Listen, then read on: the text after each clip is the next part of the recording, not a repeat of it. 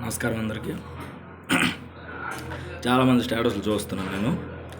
అంటే inter result వచ్చాయి కదా, పెడుతున్నారు సూసైడ్ చేసుకోవడమా, ఫెయిల్ అయిపోతే ఇదేనా, అవివేకంతో ఆలోచించకండి, వివేకంతో ఆలోచించండి, ఇలా స్టేటస్లు పెడుతున్నారు.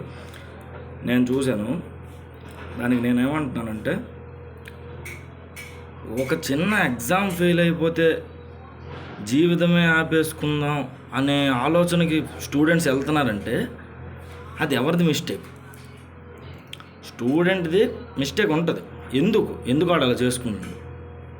పేరెంట్స్ పక్కనోళ్ళు. అది నీ కొడుకు ఫెయిల్ అయినాడని నువ్వు బాధపడింది తక్కువ. పక్కనోడు నీ కొడుకు ఫెయిల్ అయ్యాడు, నీ కూతురు ఫెయిల్ అయ్యింది అని పక్కనోడు మాట్లాడతాడు చూడు.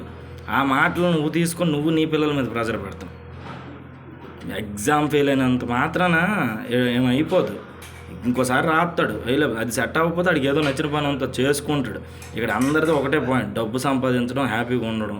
తినడానికి 4 మెతుకులు సంపాదించగలుగుతున్నాడా, కుటుంబాన్ని పోషించగలుగుతున్నాడా, అది చూడాలి. మీరే ప్రెజర్ పెడుతున్నారు పిల్లల మీద, చాలామంది మీద పెట్టి, మళ్ళీ మీ పిల్లలు అయినప్పుడు మీరు ఒకలాగా రెస్పాండ్ అవుతారు, పక్కన వాళ్ళ పిల్లలు ఇదే నా జీవితం అన్నట్టు ఒకళ్ళు రెస్పాండ్ అవుతున్నారు. ఫస్ట్ అది మానేయండి. ఫస్ట్ ఆఫ్ ఆల్ పిల్లల మీద ప్రెజర్ చేయడం మానేయండి. వాళ్ళకి అర్థమవుతుంది. అప్పుడు మీరేం చేస్తున్నారంటే ఎగ్జామే జీవితం, ఎగ్జామ్ ఫెయిల్ అయిపోతే దేనికి పనికిరాడు అన్నట్టు చేస్తున్నారు. కొందరికి ఉంటుంది, మెచ్యూరిటీ స్టేజ్ రానంత వరకు వాళ్ళకి ఉంటారు. ఒక స్టేజ్ వచ్చిన తర్వాత వాళ్ళకి అర్థమవుతుంది ఎవడు జీవితం ఎవడికి సరదా ఉండదు, చచ్చిపోవాలని అదని.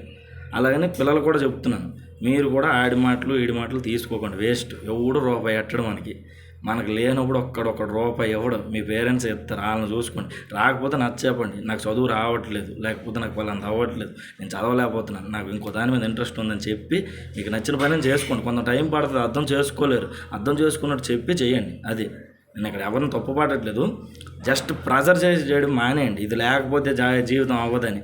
చదివి డిగ్రీలు, బీటెక్లు, ఎంటెక్లు చేసిన వాళ్ళు కూడా ఖాళీగా ఉంటున్నారు. చదువు అనేది ఇది కాదు, ఎంత నాలెడ్జ్ నేర్చుకున్నాం అనేది ముఖ్యం. దాన్ని బట్టి మన జీవితంలో చదువుకున్న దాన్ని ఎంత యూటిలైజ్ చేసుకుని బతుకుతున్నాం అనేది ఇంపార్టెంట్. ఇలా అంటున్నాను, కోపపడకండి. చూసి చాలామంది పెడేస్తున్నారు. ఇప్పుడు ఈ మాటలు పెట్టిన వాళ్ళందరూ వాళ్ళ పిల్లలు ఫెయిల్ అయిపోతే తిట్టిన వాళ్ళే. ఇంకా చాలామంది పేరెంట్స్ సపోర్ట్ చేసిన వాళ్ళు ఉన్నారు కూడా, వాళ్ళకి హ్యాట్స్ ఆఫ్. సపోర్ట్ చేయండి, పిల్లలు వదిలేయండి, ఏం కాదు, ఆడు నేర్చుకుంటాడు, అవుతాడు. జీవితం ఏంటి, ఇది ఒక్కదాని మీద లేదు. ఇంటర్ ఫెయిల్ అయిపోయినంత మాత్రాన, డిగ్రీ ఫెయిల్ అయిపోయినంత మాత్రాన జీవితం ఆగిపోదు. Thank you.